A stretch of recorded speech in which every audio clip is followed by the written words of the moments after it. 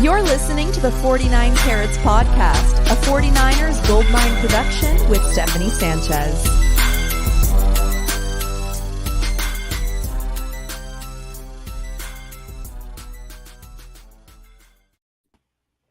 What's going on, everyone, and welcome to another edition of the 49 Carats Podcast.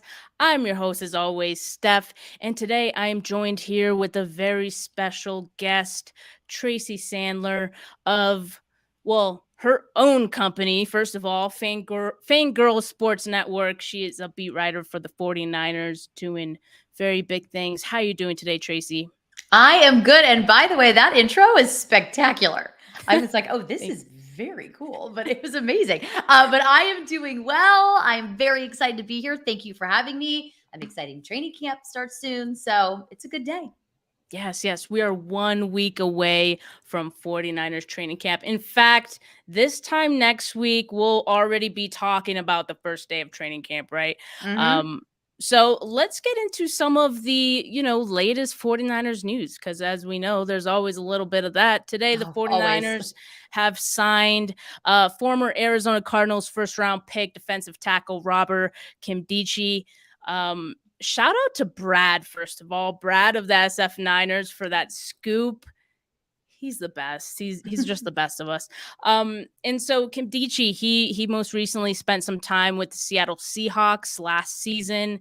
And this defensive line depth knows no bounds. Like, they add another. What do you think about this signing? I mean, I figure like this close to training camp, it's probably doesn't mean too much, right? Probably not, but I will say, like you said, this depth knows no bounds, and the defensive line may be the strongest part of this team, to be honest with you. There really is so much depth there, and they're being really smart about it, and of course, getting close to training camp. Also taking a little bit of a page from the Seahawks playbook.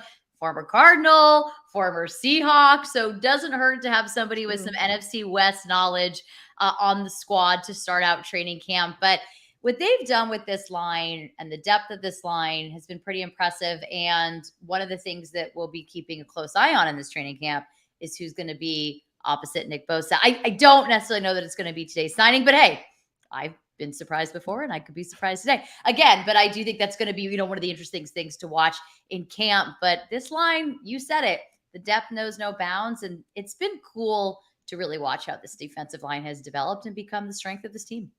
Absolutely. Chris Kosrich gets what he wants. He deserves it, honestly. I mean, give him all the defensive linemen. We don't care at this point. But the second bit of news, and probably the biggest of the day, is this Jimmy Garoppolo news. I mean, we heard first, let's talk about, what Ian Rappaport said yesterday. I have the tweet up here. He pretty much said that Garoppolo had met with a doctor. His rehab from surgery was progressing well. Mm-hmm. And the expectation is that he'd be fully cleared mid-August. So that's quite a while from where we are now, right? I mean, it's July 20th, mid-August. Whew, that's a lot. But today, Adam Schefter said that Garoppolo has been cleared to start practicing, and the 49ers have given his agents permission to seek a trade. So kind of like opposite things going on there, at least in terms of, the when he'd be cleared. So what do you think is happening here? Well, first of all, the permission to seek a trade news is interesting to me just because at the owners' meetings at the end of March, John Lynch was pretty open and pretty clear in saying that there had been conversations about a trade. They hadn't had any concrete offers. He did say that, but there have been conversations. Yeah. Jimmy had the shoulder surgery that slowed trade talks. And of course, teams were then reticent to trade for a quarterback who just had surgery on his throwing arm. But the implication and kind of everything they said felt as if there'd already been permission to seek a trade. So it was kind of an interesting piece of news. I do understand, and I tweeted this earlier, I understand why the 49ers would want it out there now. We are now getting closer to training camp. We are closer to him being able to throw. Both of them saying, Ian Rappaport saying mid-July, Adam Schefter saying he's clear to start practicing. So I can understand why this news is out there now. We are less than a week before they report. Perhaps the 49ers are hoping to get a trade done before that time. And at this point, I now would not be particularly surprised if there was a trade done before Tuesday. Wow. And that's speculation. That is not a report. That is not inside information. I just think my feeling is, and in my time covering the NFL, as these things start to trickle out closer and closer to training camp, there is a reason. But there's also another part of me that thinks Jimmy Garoppolo is going to be on this team till the end of time. So I'm almost like Dante Johnson. He's the new Dante Johnson. Yes, he'll be released and re-signed. I hope there's a 30 for 30 on Dante Johnson. And I mean, he's such an incredible part of that, the secondary, and he's become integral to them. But there needs to be a 30 for 30 on the number of times he's been released and re-signed from this team. It's really pretty incredible. Looking at these two different tweets from, two different reporters from two different networks, like I can't help but feel like the best way I can describe it is like it's almost like Don Yee and the 49ers are like subtweeting each other through these media guys, because there's theories that Don Yee is speaking through Rappaport and the 49ers are speaking through Schefter on this, and like you can kind of see it like just based on what's being said. Curious to know what you think about that. Like, do you think they're trying to set the record straight in a way? I don't know about that. I do think each side is trying to put themselves in the best position to get what they want and need. And I think ultimately the sides really aren't very far apart on what they want and need. On March 26, 2021, the 49ers traded all those picks to pick their franchise quarterback of the future. Yeah. We really knew that day that this last season was Jimmy Garoppolo's last season in San Francisco. So at this point, everybody wants Jimmy to move on. When Jimmy did his farewell press conference, I actually asked him, I said, as much as you've enjoyed your time here, as hard as it's going to be to leave your teammates, is there something to be said for a fresh start and not another year of Jimmy v. Trey? And he said, absolutely. And I think the team's been really clear on what they want to do. Even if they're not flat out saying it, their actions are showing that Trey Lance really is QB1 this season. So I don't think the teams are all that far apart on what they want. I just think probably both sides are putting out the messaging they need to get there. But ultimately, everybody wants to trade. I mean, Jimmy Garoppolo is not interested. And this, again, is not inside information. This is just feels commonsensical. I don't think he wants to be Trey Lance's backup quarterback. And the 49ers cannot carry a $25 million backup. So, and I don't think it's good for anybody. I've been saying this for months. It's bad for everyone involved. It's not good for the Niners. It's not good for Trey Lance. It's not good for Jimmy Garoppolo. So that's why I feel like at this point, it's everybody doing what they need to do to get what they want done. Will it get done by next Tuesday? Who knows? I do think it behooves everybody, but the question is he really totally cleared? And can he start practicing so teams take a look at him? Or is it mid-August? And that's going to be the big thing. So those are kind of my thoughts there. Yeah. And to go along with that, so if he's cleared, you would think, maybe he can practice. Will he show up to 49ers training camp and participate in any capacity? My guess would be no. And I do think the 49ers have the benefit of being able to say, they could say, Jimmy's been throwing where he's been rehabbing. He's been doing well in Southern California. We didn't really want to mess with his progress. So we've excused Jimmy from practice. I mean, they do kind of have the benefit of being able to do that should he still be on the roster next week. Because I think the last thing the team wants is training camp to open and every camera to pick up Jimmy and Trey next to each other throwing and who's getting first team reps. I mean, we know who's going to get first team reps, and I think the last thing Jimmy's camp wants is all these pictures and videos of Jimmy on a side throwing. So I don't think that really behooves anybody. I have to say, from a content and entertainment perspective, the visuals of all of that are spectacular.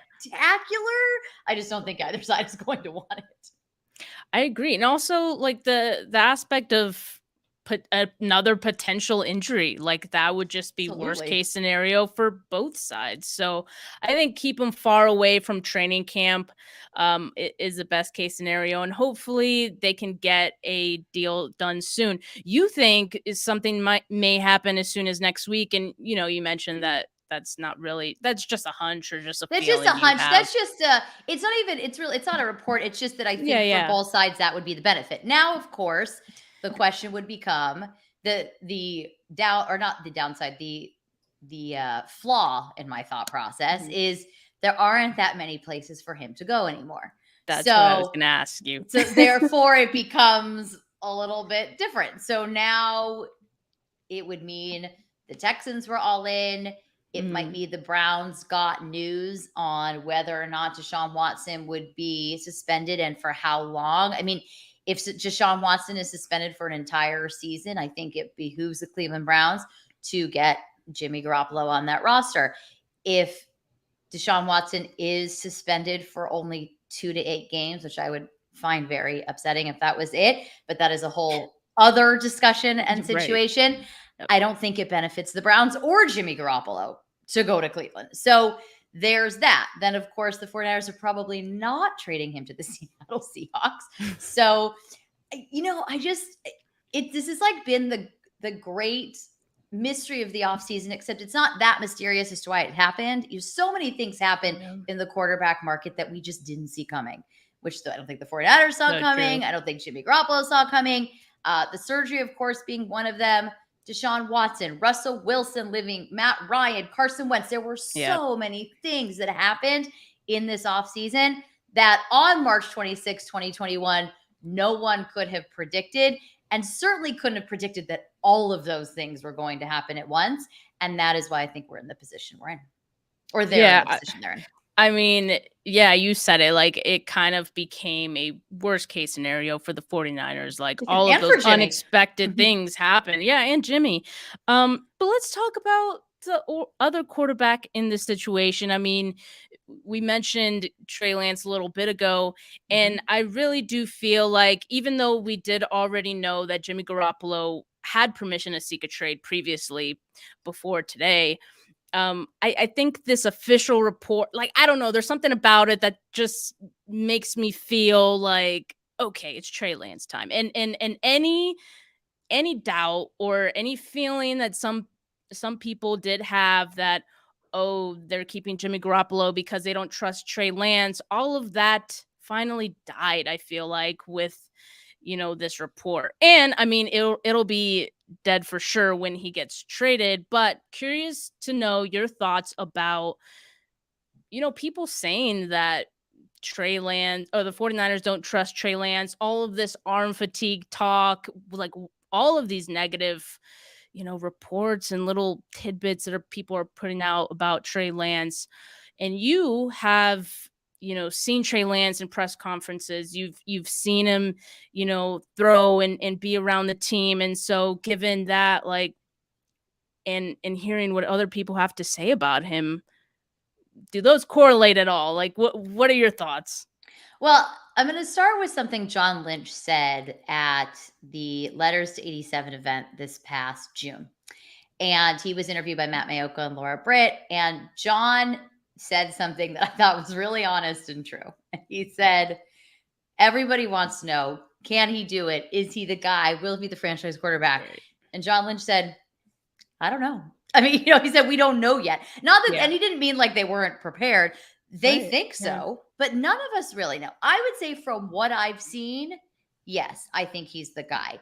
I think 49ers fans have to be a little bit measured in their expectations. I think he's going to do really well. I think he is in a position that actually John Lynch said this when they drafted Trey. Very rarely is a number 3 pick come into a team that's ready to win and that's a winning roster. And he did that, and he came in last year and really had the benefit of sitting behind Jimmy Garoppolo. He didn't have that pressure. He got to see what it was like for a team to go through a tremendous amount of adversity and then end up in the NFC Championship game. He got to see all of that. He got to see Jimmy Garoppolo battle through injuries and then continue to play. He got a little experience starting. So in some ways for him, it was an ideal season.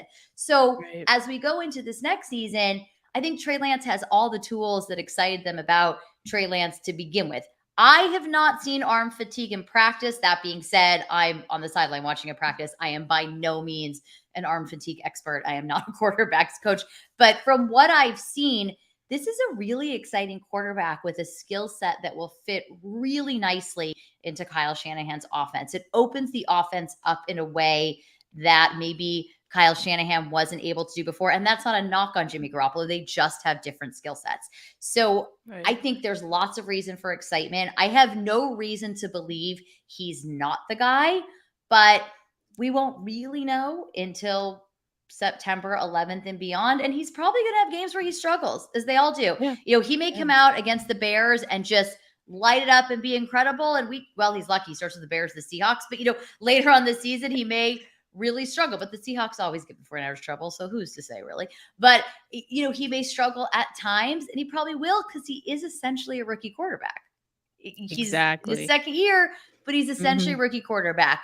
But he's a rookie quarterback who's going to have George Kittle and Kyle Juszczyk and Kyle Shanahan calling plays and Trent Williams and Brandon Nyuk and Debo Samuel. So he has got to have a lot of things around him, and he's going to have a top 10 defense, keeping the other team from scoring too many points. So that's going to help as well. But from what I've seen, I think Trey is the guy. And then you brought up press conferences. So I kind of want to go back to something kind of a little bit we were saying before. He came out in OTAs and minicamp, and they brought him out in the way you bring out QB1. And his whole demeanor was different. And he admittedly said, last year, I was in a bit of an awkward position. I was the rookie quarterback and I was the backup. So I had to be a little bit different and more measured. And we just saw a guy who has the confidence and who does look poised to lead the team. Yeah, definitely. And my question is, because we all know the 49ers and this fan base in particular, the goal is always, Super Bowl. And, maybe that's very ambitious, right? A lot of the time, but at least playoffs. And especially given the fact that this team is ready to win. And you said it, they have a lot of, good pieces around Trey Lance. Do you feel like as a first year starter, he's ready to lead this team to playoffs? Is that something that's possible for him? What are your expectations for him in his first year? I would be shocked if this team doesn't go to the playoffs. I mean, I really would. Unless the only caveat I have to that is and I don't think they will, but unless they put themselves in a hole again where they are at a 3-5 or a 4-6 or whatever it may be, part of the reason they were able to get out of that was certainly the team as a whole. And part of the reason was Jimmy, because he does have that veteran leadership. That would be maybe the only caveat, but they still have so many other people on this team, the Nick Bosa's, the Trent Williams, the Fred Warners, the George Kittles. I mean, you still have so many other people on this team that have that ability, but I'd be shocked if they didn't go to the playoffs. I mean, look at some of the teams that have gone to the playoffs over the last few years, even before the expanded playoffs last year, where their quarterbacks were not even close to as good as Trey Lance, and their rosters were good, but not 49ers caliber, and they went to the playoffs. So I think they'll absolutely go to the playoffs. It's a little early for me to decide how far into the playoffs they will go. That's fair. But I would be, that would be a little, I could just make up things and you guys don't hold me to them, but I would be very surprised if this team doesn't make the playoffs. I really would. I would actually go ahead and say I'd be shocked. All right. Yeah. Hopefully you're not playing this in January. Like you heard it here first. She was shocked, and and you know what? If they don't go to the playoffs, I will stand by the fact that I am shocked. That's totally fair. That's totally fair. This team has gone to the playoffs, several times in the last few years, and you can say they've gotten better since last year in a lot of position groups, and we know that Trey Lance has the higher ceiling just given the fact that, he has a different skill set, right? So I don't think it's that crazy to say. So yeah, I totally agree with you there. Now, another thing I wanted to talk about, another player in particular is Debo Samuel before, training camp. It's like a lot has happened with Debo Samuel this offseason, and thankfully a lot of that talk has died down for the most part, but there's still this, cloud hanging over our heads or, their heads. as, we wait for an extension. And I mean, the 49ers always slow play extensions. They very often happen right around the start of training camp. And so this is not very surprising. But what I want to ask you, do you think if a deal is not in place before the start of training camp, 1 week from today, do you think Debo Samuel, participates? Or like, why are we even talking about this? Do you think there will be an extension before next week? So I think we have a very good chance at an extension before next week. I really do, because I think historically that's what we've seen. Now, kind of the caveat is my word of the day, but the caveat I think I have to that is Fred Warner and George Kittle, which are the other extensions we've seen, that have happened around this time. The process and everything around it has been very different and was very different than what happened with Debo. That being said, Debo did attend mandatory minicamp, which I think the fact that he attended to me was less interesting than his demeanor. He didn't participate, but a lot of the, big stars didn't participate, but he felt like a part of the team. When they were doing 7-on-7s, 11s, everything they were doing, he was really excited. And when the offense made a great play, and it wasn't for the cameras. First of all, at that point, we aren't allowed to film. So there are, so it definitely wasn't for that, even though obviously the 49ers could film. But it wasn't for the cameras. He was genuinely really excited. And he felt like part of the team. So even if an extension is not done, I think he will show up. He may not practice, but I think he could participate in meetings. He may be on the sidelines. I think he'll be there. I think they'll figure out a way to get it done. If not before training camp, somewhere during training camp. The 49ers want him on this team. And I do think at this point, it feels like, just from kind of everything we've seen, Debo is a part of this team and plans to be a part of this team. But we'll see. I mean, they don't have to give him an extension. Both sides could decide, okay, let's see how the season goes. They don't have to do it. So everybody can play, but here's the other thing I'll say. If he's not going to sign an extension, let's pretend that Debo doesn't want to stay on this team and doesn't want to stay in the Bay Area and he wants to go somewhere else entirely.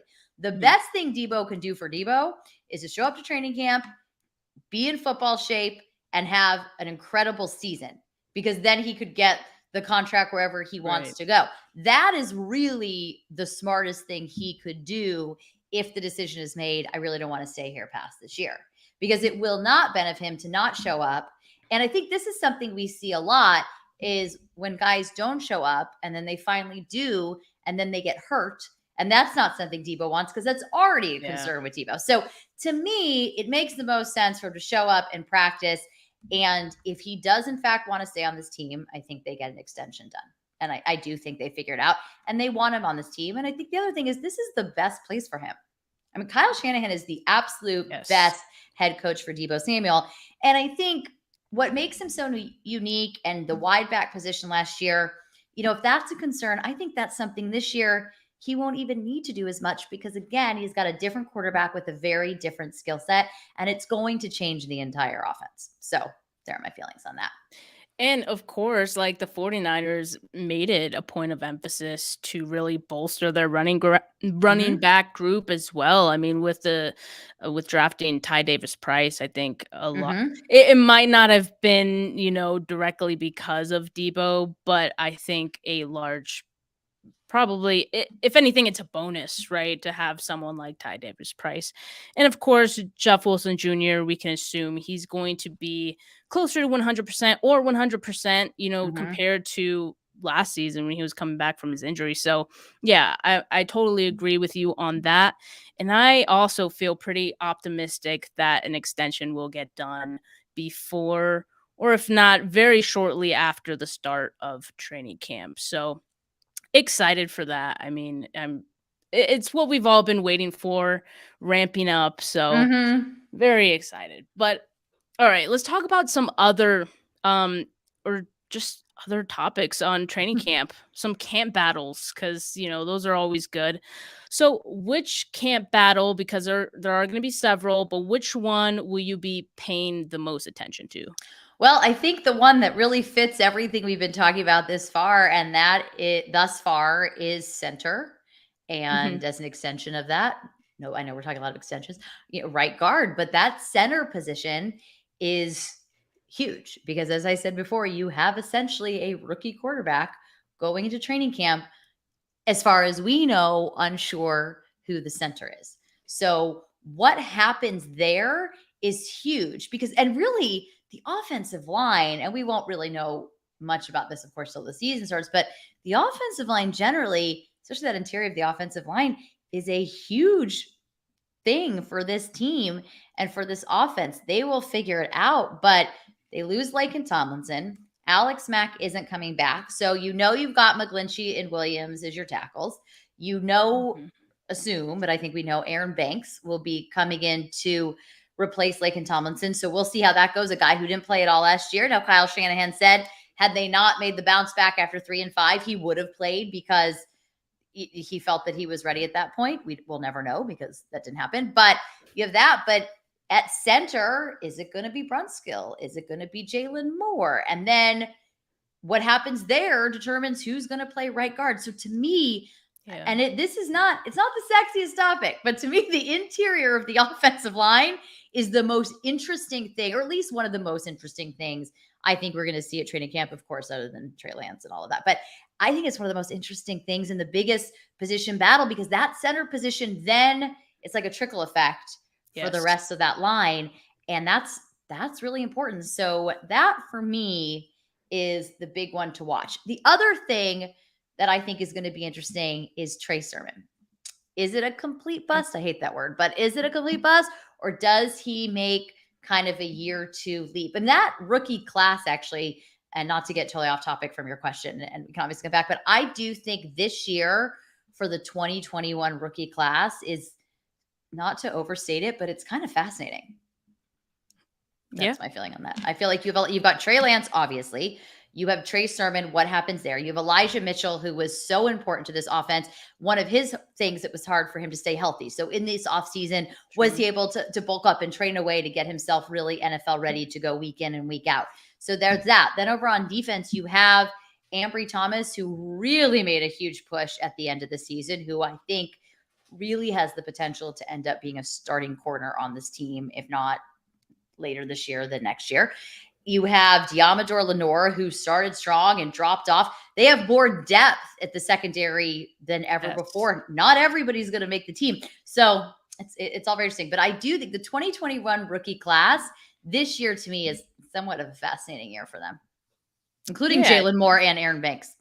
It definitely is, which, usually, in a player's second year, we're not like, oh my God, I want to see we're always wanting to see how they do, but I feel like they're almost impatient, for some of these players, right? Especially Trey Sermon, just because we didn't see really anything of him. So now it's like, okay, we're ready to see something out of you. So I definitely someone to pay attention to. But so what's another camp battle that maybe people are overlooking? That is a very good question. I think this is something that was talked about a lot kind of during free agency after the 49ers lost K1 Williams. But I do think the Debo Samuel and Trey Lance and Jimmy Garoppolo of it all have kind of overshadowed this. But the nickel corner position becomes very interesting. And not to me just for this season, but beyond. Because you have, your starting outside corners are going to be Charvarius Ward and Emmanuel Mosley to start the season, most likely. Okay. So then with nickel, you can have Ambry Thomas come in. There may be times where you have Mosley come in there and Thomas ends up on the outside. But you also have a number of rookies that are coming in and competing for positions that potentially could end up in that nickel spot. You have Emmanuel Mosley going into a contract year. So is the idea that you are going to try to get more of a look at Ambry Thomas? Are you thinking that he becomes the starter, and not to look ahead to 2023, but is he the starter in 2023 and one of these rookies come in at nickel? But to me, that's a really interesting, I don't know if a battle is necessarily the word, but it is an interesting position for them to be in. And there's depth there that they have not had, certainly since I've been covering this team. And there's a lot of potential in there. And so that to me is really interesting. And then another one is going to be safety, because you, of course, have Talanoa Hufanga, who had an incredible rookie season, but you have Tarvarius Moore coming back. So that secondary, there's going to be some shifting around, and there may not be a clear-cut starter in those positions that at nickel and at safety, but that could change as the season goes on. But like I said, and I sound like a broken record, but all of a sudden they have depth and options, and they didn't have that before. Yeah, and I think that's going to go a long way as the season starts. And that was a great answer for like the most overlooked camp battle, because honestly, I was thinking in my head, what would I say? Like which position group? And you said nickel, and I was like, oh yeah, even I overlooked it right now. So yeah, well, it was such a big deal. Really, it was like such a conversation when K'Wan Williams signed with Denver, and then there's just so many other things that happened in between, and so it kind of got forgotten about. But I think it's going to be an interesting one to see. And again, with that 2021 rookie class, I think this becomes a very big camp, I think, for Ambry Thomas to establish himself as either, a starting nickel or a starter or future starter. And I think a really big camp for Diamador Lenore, because like I said, he started out strong and really fell off and was not active for quite a few games there at the end. And there's depth there. Does Diamador Lenore make this team? I don't know. We'll see. It's going to be interesting. Yeah, I mean, on the topic of depth, and you also mentioned the fact that there could be some shuffling going on, and maybe, who ends up the starter week one, that could change. I also wonder, and this would be something that I would pay attention to in camp as well, that I'll be keeping an eye on is, they have so much quality depth. Like, yes. That it would almost be a shame if they started the same 2-3 guys at those positions the entire season. Like I'm almost curious if they will move some of those guys around just based on some of the packages, based on some of the wide receivers they go against. Yeah, I would love to see that. And I think they will. Keep guys fresh, Absolutely. And I think you can assume that Mosley and Charvarius Ward will be your outside corner starters much of the season, but I think we're going to see movement at nickel, and that's a place that Mosley could slide on into. And so I think you are going to see different starters and different packages depending who they're playing against, which I think is something that the luxury that they'll have that they haven't had in quite some time. Yeah, especially if Jason Verrett is healthy too. It's like, right. Oh my God, him on the field. If Jason Verrett is healthy, that is that's a whole other wrinkle. And I hope he can stay healthy, because he is fantastic. I mean, if you have Jason Verrett, in theory, he probably isn't going to start because they did sign Charvarius Ward. But if you have Jason Verrett as a depth guy, but that's an interesting one, because if he's healthy and has an incredible camp, then there are decisions to be made. It's going to be interesting. Yeah, for sure. So I'll be paying attention to that. But all right. So a lot of people talk about second year leaps, right? And that's totally a thing, and something that we're excited for this season. We talked about some of the 2021 class. But I'm curious, do you think there are any veterans on the team who might have a leap? Not so much a second year leap, obviously, but a leap from last season. Okay, so it may be obvious because he played so well. However, I am all set for Jauan Jennings to be like a full-on star. I am set for it. I'm here for it. I'm in for it. But I really think he obviously played so well last year when given his opportunity. It's going to be such a kind of exciting year for the offense because of the skill set Trey Lance brings with him. But I am set for Jauan Jennings to just be like a star. But another wide receiver who I'm also set to really be like a superstar is Brandon Ayuk. And I want to talk a little bit about Brandon Ayuk, because we saw Brandon Ayuk start the season very up and down. And whatever was going on with him and Kyle Shanahan, they got through it. And I think it speaks a lot also to Brandon Ayuk, the person, not just the player, because a lot of people in his position may have been like, I'm not doing this. I'm not dealing with this. Being entitled, that's not who he is. And I think what he did in the second half of the season was incredible. So I do think we are going to see Brandon Ayuk just catapult. Also, as we've seen on social media, he's been working with Trey Lance. They obviously have a great rapport between the two of them. So he could end up kind of being his number one receiver, his go-to guy. So I think the leaps, no pun intended, is what we're going to see them on the receiving core. But, I'd love to see Jauan Jennings become a star, but I think this is a season where Brandon Ayuk just catapults the next level. I just see that happening. Well, I mean, for the viewers, like, you guys know I'm Jauan Jennings hive, so that answer makes me very happy. I love Jauan Jennings. He's great. Yeah, and Brandon Ayuk as well. I mean, we're really excited to see him, like, I guess, reach his full potential that, we kind of always thought he can get there. And I agree. I think Trey Lance is going to be able to unlock like that next level for him. So yeah, looking forward to both of those guys. And I think a leap is due for them. If I had to give an answer, I would maybe say George Kittle, which is crazy because he had a good season, like, compared to like other tight ends. Like, he's always good. He's a magnificent blocker.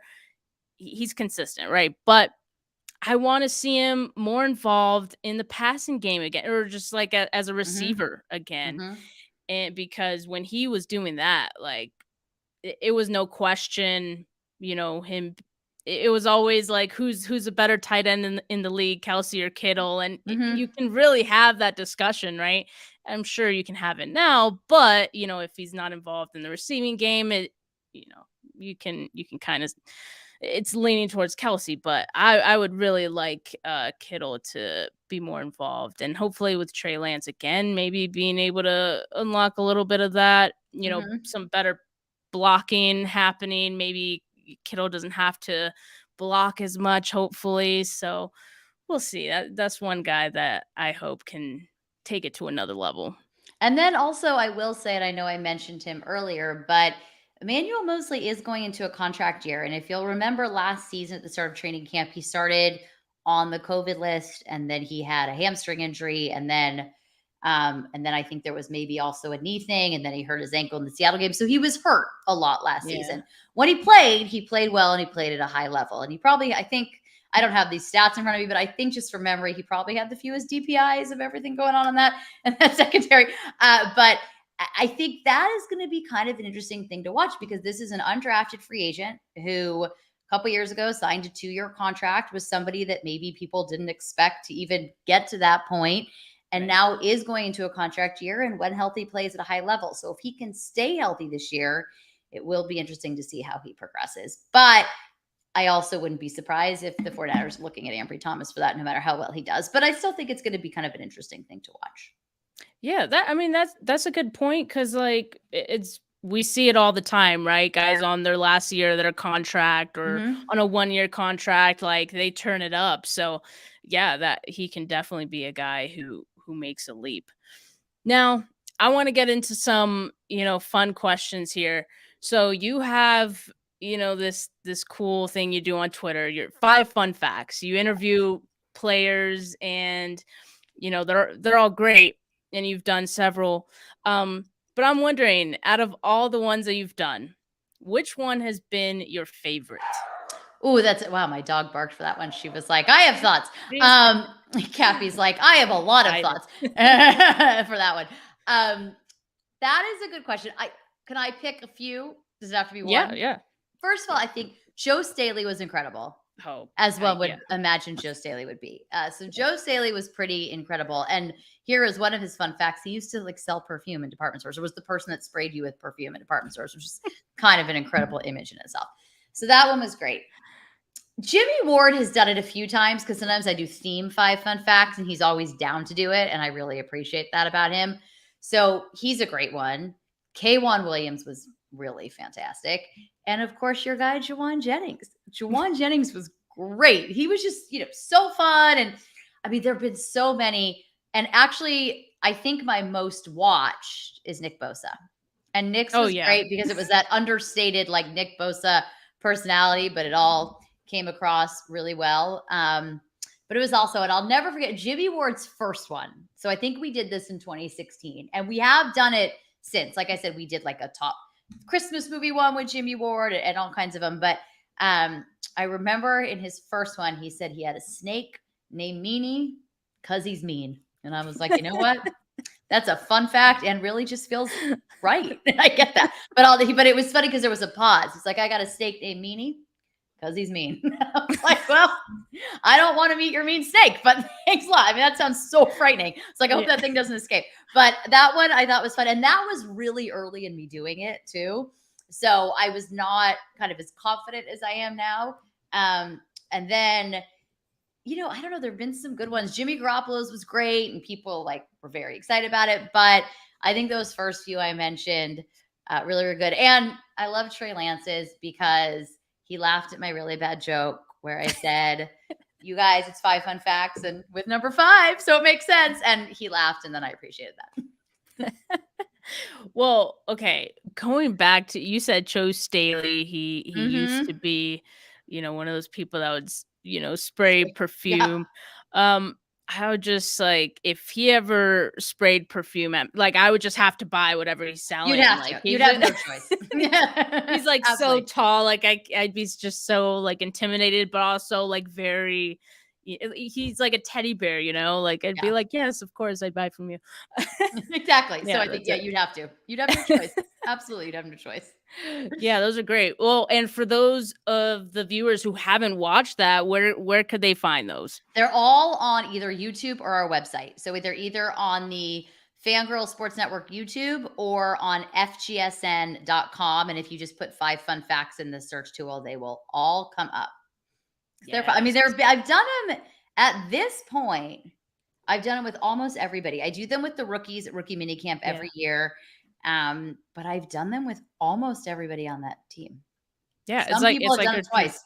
It's a tradition now. Mm-hmm. I see though. Yeah, it's really fun too, because you get to know the players and I don't know. I like that. Keep it up. Keep doing those. Don't you worry. I will. All right. Next fun question, because we're gearing up towards training camp, right? So of course. My question is, whose rookie hype machine are you looking forward to the most this season? Oh, that is a really good question. I think Danny Gray. He was a great 5 fun facts. I really liked his 5 fun facts, which is honestly, I'm going to be honest with you, it's how I judge most of these things. So I mean, so there's still a bias, and his 5 fun facts was great. So I'm going with Danny Gray. Though I kind of think Drake Jackson's might be really good too. But because Danny Gray was so good in the 5 fun facts, I think he may surprise us. Because Drake Jackson feels like more the obvious choice. It does. Yeah, I just yesterday saw a video of him doing a backflip, and I was like, wow, okay. I know, that was one of his fun facts. And I was like, I would love for you to do one here, but we're doing this on concrete, and I'm not going to be responsible for that. So we're not going to have you do it. But that's a good point. He might do a backflip, though. That sounds very dangerous. But then I almost feel like a dark horse candidate would be Spencer Burford. He just looks like he might have some good dance moves. He might surprise you. He might bring tacos. The one that everyone always does the worm at some point. So I feel like whoever does the worm, that's my favorite right there. That's fair. That's classic really fair. Move. Classic. Yeah, that is the classic hype machine move.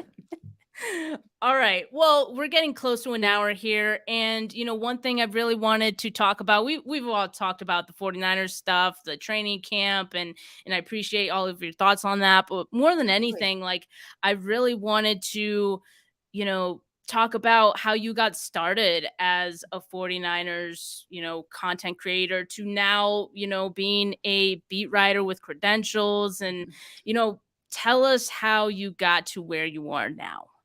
So when I started Fangirl Sports Network, originally it was 49ers Fangirl. And I think the Steph, you were on the original podcast Talking Touchdowns. And I really wanted to create a place with content for women by women. And for for women to feel empowered, for women to feel like the content was speaking to them, and not at all in a condescending way. But as a female sports fan, I do like the lifestyle aspect of sports. I like 5 fun facts. I like to know what athletes do in the community. I like to know kind of what life is like beyond the field. I like funny memes. Like, all of these things are, a lot of what we do. I wanted to highlight women in the industry. So it started with the 49ers. We expanded from there. And with the Niners, I really just kind of built up your relationship. I did a lot of coverage of their community events. I have a background in politics and in philanthropy.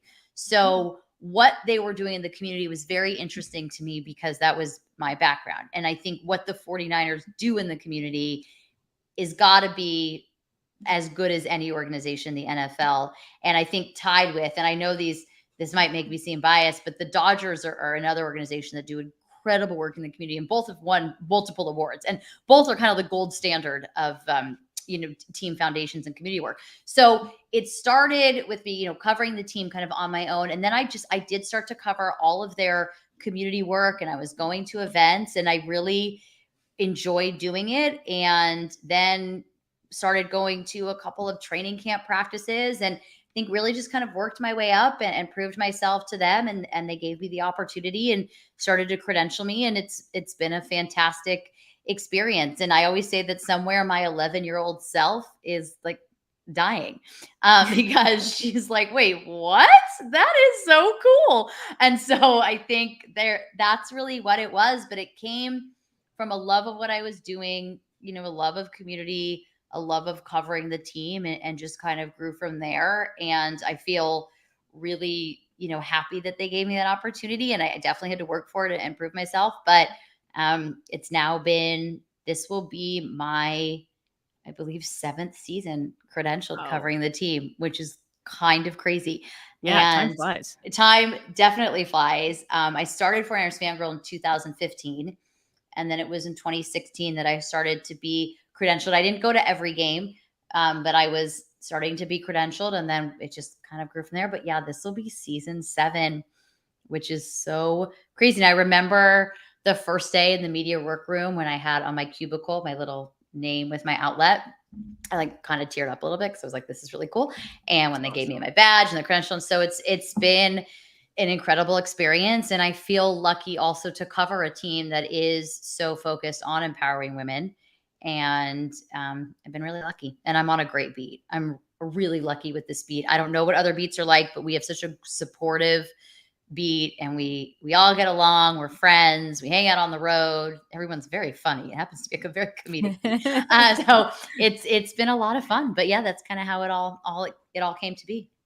Yeah, I mean, I must say, like, the 49ers, and maybe I'm biased, but like I feel like the 49ers have such a great group of beat writers, and I think we're so fortunate, and appreciate all the work that you and all the rest of them do. But yeah, like I feel like a lot of people don't know, like, you are an OG of like 49ers Twitter and like 49ers content, and you've been doing this for such a long time, and even before you got credentialed, right? And so like I feel like in a way, like, you broke some barriers that people are trying to get into, being a credentialed beat writer now. And I think there's always been a bit of a taboo in journalism that like you can't really be like a fan of the team you cover, right? And I think like you are proving that that's not really the case. You can still be like really professional and be a great beat writer while also having a bunch of love and passion for the team that you cover, right? So I appreciate that. And also, again, like I feel like there's a lot of other people, like myself, I mentioned Brad, Jason, there's a lot of us who are trying to do what you've done. So I mean, thank you for leaving footsteps and in the sand a little bit for us, and hopefully we can get to where you are today. Thank you. Yeah, and of course, like as a woman in sports, I mean, it's a huge deal. And I think what you've done with your sports network and your website has been awesome as well. Thank you, Steph. So I just got to give you your flowers. I mean, Thanks. for everyone watching, like if you guys have not tuned in to Tracy's content, it's incredible. It goes beyond just the 5 fun facts. I mean, those are great, but you do way more than that. So yeah, for anyone watching, go ahead and tune in. And I mean, let them know where they can find all of your content.